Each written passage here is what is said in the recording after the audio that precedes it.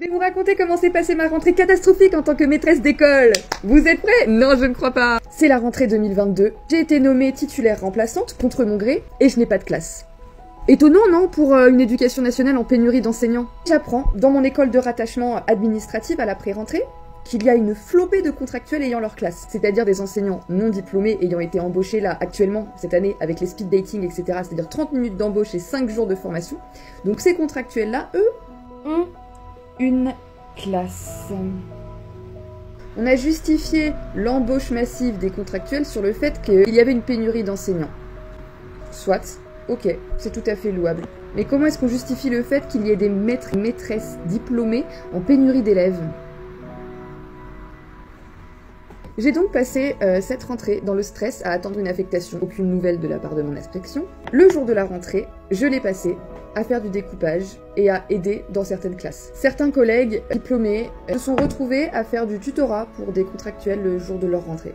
Et quand on m'appelle pour me faire part enfin d'une affectation de remplacement, on m'indique qu'il ne faut absolument pas me leurrer, que cette affectation est typiquement provisoire et qu'elle sert juste à boucher les trous jusqu'à temps qu'un contractuel prenne ma place.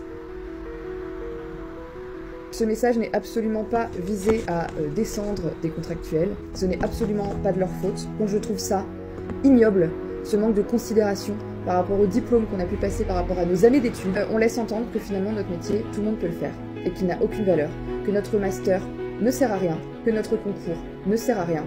Voilà où va l'avenir des enfants, voilà où va l'avenir de l'éducation nationale. J'ai peur pour l'avenir de mon métier. Je trouve ce qui se passe absolument illégitime. J'ai passé un diplôme, j'ai passé un concours, j'ai 5 ans d'études, ce n'est pas pour faire du découpage dans le fond d'une salle, ne pas exercer mon métier.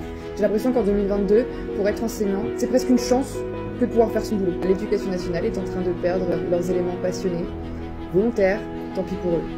Ça va au-delà d'une affaire personnelle et de mon ego. Il s'agit là de l'avenir des enfants. Ce n'est pas normal. Je suis enseignante, je suis professeure des écoles, et je ne suis pas votre bouche-trou. Alors j'espère que vous êtes prêts aussi, parce que moi je l'étais pas. Alors, elle, pour le coup, elle est titulaire du concours, elle a même pas de classe. Moi, certes, j'ai pas le concours, mais j'ai fait 5 ans d'études pour devenir prof de PS, ça fait 5 ans que j'enseigne, et là, j'ai même pas été appelé du tout par l'éducation nationale. Mais vraiment pas du tout. Genre, ils m'ont laissé dans le flou total. C'est moi qui les ai contactés pour leur demander s'ils avaient des postes. Pourquoi ils m'ont pas appelé? On m'a dit, bah tiens, dans cet établissement pas trop loin de chez vous, ils cherchent. Bah dans ce cas-là, s'ils cherchent, pourquoi j'ai pas été contacté? J'ai contacté la directrice, j'ai eu 0 nouvelle, j'ai appelé plusieurs fois, j'ai laissé des messages, j'attends. Donc là, j'ai rien du tout, j'ai pas de poste. C'est du grand n'importe quoi. Bref, c'est la meilleure rentrée de ma vie, hein. Je mets pas l'hashtag humour, vous avez compris. Donc ces contractuels-là, eux, ont une classe. Cette professeure nous explique que elle, ainsi que plusieurs autres professeurs des écoles titulaires, n'ont pas de classe, alors que des contractuels qui, je le rappelle, ont été embauchés en job dating et ont eu 4 jours de formation, ont des affectations dans des classes pour cette année. Et ça me fait penser à une histoire qui malheureusement n'est pas une histoire. Actuellement, je travaille en association, mais j'ai travaillé pendant 2 ans en IME, en service autisme, et nous étions à peu près 60% de l'équipe en situation de précarité. Professionnelle, c'est-à-dire que nous étions en... c'était même pas CDD, c'était CNR, contrat non renouvelable. Donc en fait, les contrats étaient bien renouvelés, ne vous en faites pas, mais ils étaient renouvelés de septembre à juillet. Donc les vacances scolaires n'étaient pas rémunérées. Et puis on reprenait un autre contrat en septembre.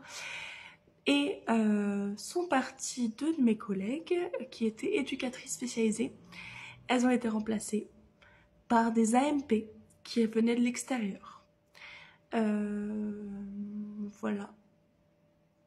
Donc des éducatrices spécialisées qui ont une formation sur 3 ans ont été remplacées par des AMP qui ont une formation en 6 mois. Les AMP sont très très bien et j'ai plein de collègues qui sont AMP qui sont au top. Mais n'empêche qu'on ne peut pas comparer les formations.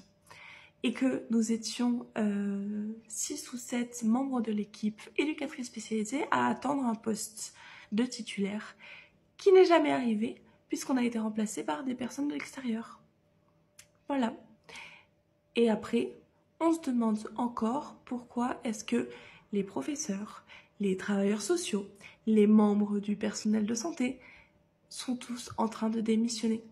Vraiment, vous continuez à vous poser les questions là? Parce que clairement, on ne fait pas ce métier pour le salaire, hein.